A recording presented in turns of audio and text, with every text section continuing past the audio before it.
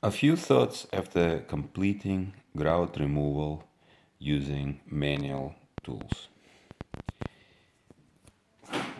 I was removing sanded grout and it was somewhat hard at some places and it was softer in other places. I don't know what led to that, but that's the fact. The tools I used today was this tri-sided bit which has several sizes. This was the primary tool. This tool, which looks like a diamond, kind of like cutting saw, whatever you can call it, it was my secondary tool. And in some places I use this. This is actually a scraper tool, at least it listed as one. And this is another blade which I purchased. Just was trying to see if things will go easier. So here are my findings. You start, and I had about 1/4 inch, maybe 3/8 gaps, spacing between tiles. First thought I want to say, before you install your tiles, think about regrouting them. And remember, the bigger the tile you get, it's easier your job will be. If you have fairly small square tiles, 4 or 5 inch tiles, it's a pain in the neck. You're gonna be doing it forever. If you have bigger tiles, it's gonna be easier.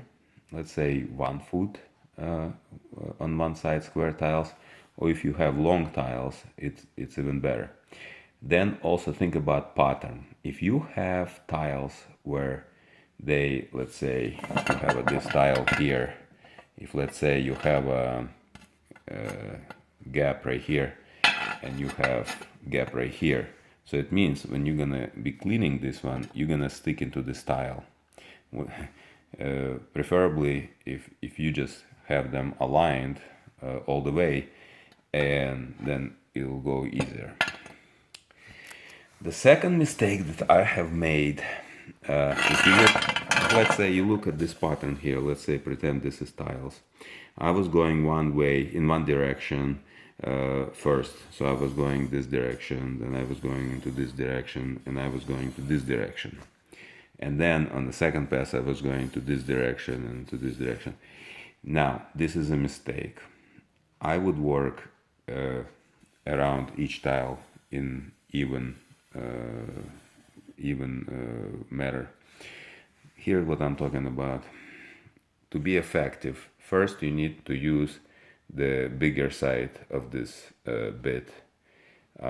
So you remove the top, because if you start with the smallest side, you will just like make a small groove and you're gonna go nowhere in the beginning. So you're going with the bigger one, then you turn it, go with the second bigger.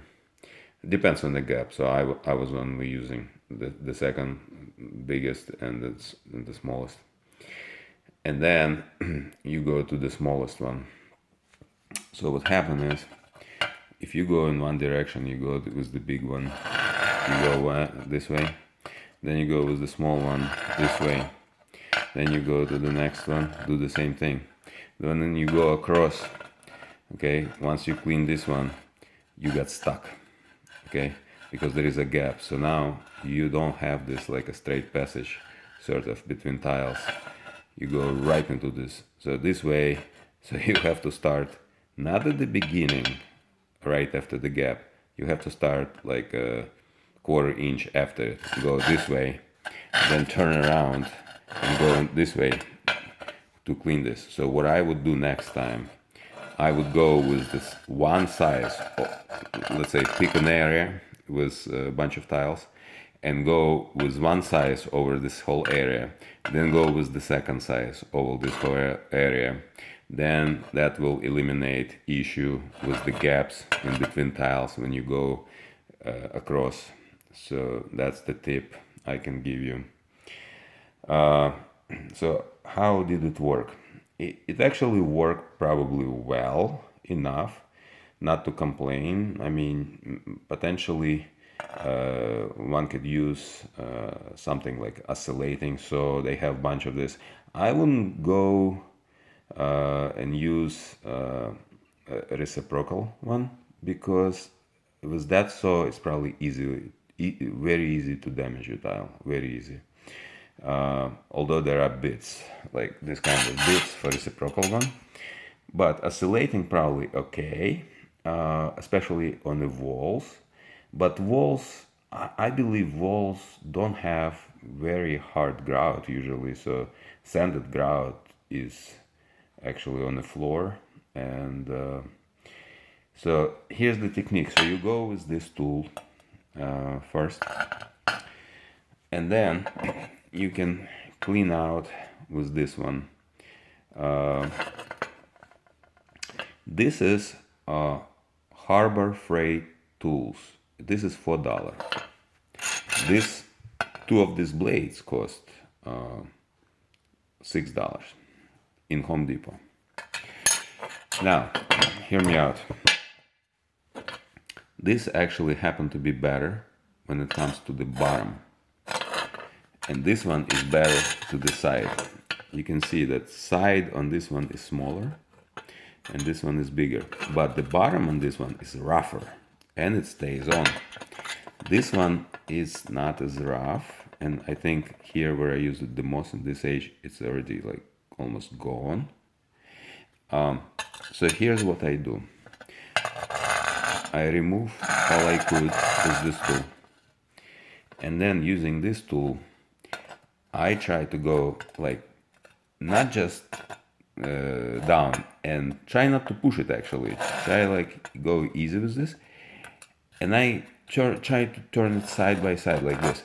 So when I go forward or back, let's say this piece, like this area, touches the side of the tile on the left. Well, this area here touches the side of the tile on the right, and this works actually pretty good, especially with this one.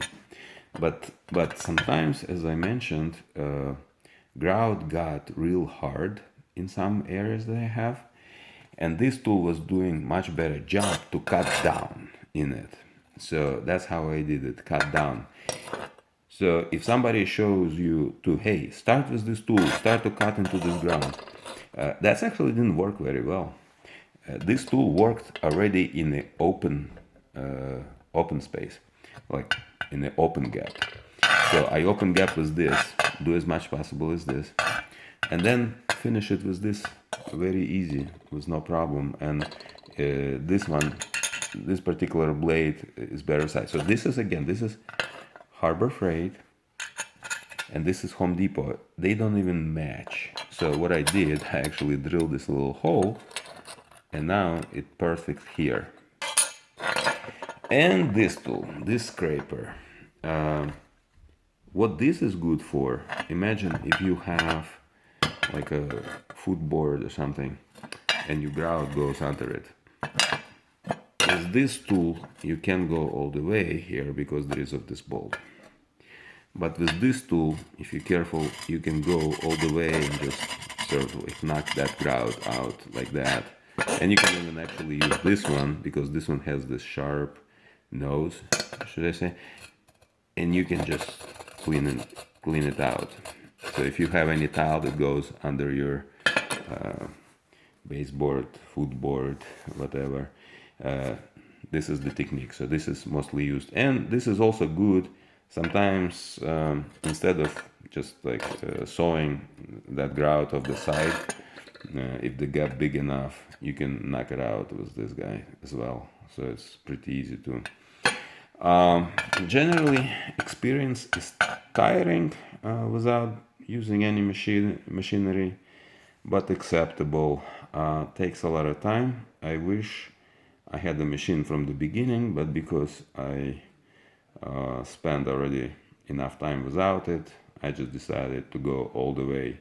And again, if you ever tile, again, remember that tip. how you lay out the tile, the fancier, the worse is to regrouting. A simple sort of like long grout lines is the best, so they don't cross the tile. That would be the best choice for future maintenance. Thank you for watching my video.